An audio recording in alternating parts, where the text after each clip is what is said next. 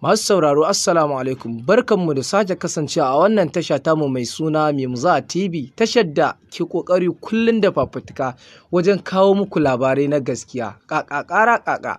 A yau ne aka tashi da alshini wato kulle makarantu da aka yi a jihar Kano, inda gwamnan jihar Kano wato injiniya Dr. Abdullahi Umar Ganduje ya sanar da daren jiya misalin karfe 9 na dare da a rufe makarantu bisa ga yadda aka kwashe ɗalibai a makarantar Kankara GSS Kankara a jihar Katsina. Hakan ya samo asali ne sakamakon yadda wannan shugaban nan na ƙungiyar Boko Haram ya fito ya bayyana cewa su ne suka saci ɗaliban. Gwamnati ta yi ƙoƙarin dawo da su, amma har yanzu ana nan ana ta ƙoƙari akan dawo da ɗaliban. Insha Allah mu kanmu muna fatan a dawo da su.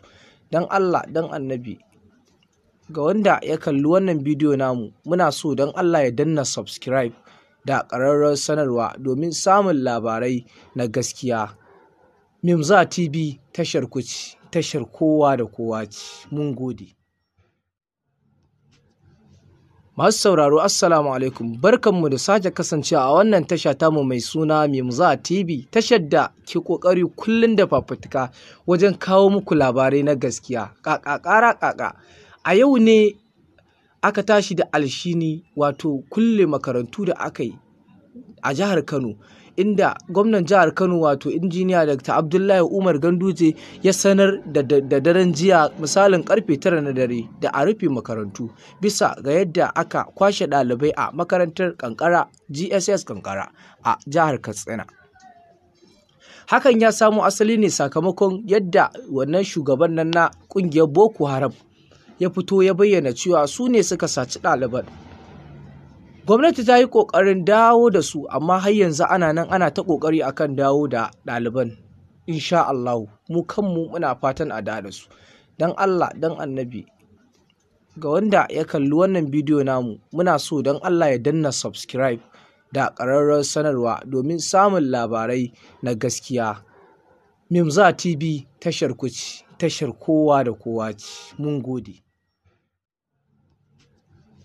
Masu sauraro Assalamu alaikum, barkanmu da sake kasancewa a wannan tasha tamu mai suna Mimza TV, tashar da ke ƙoƙari kullum da fafutuka wajen kawo muku labarai na gaskiya. Ƙaƙa.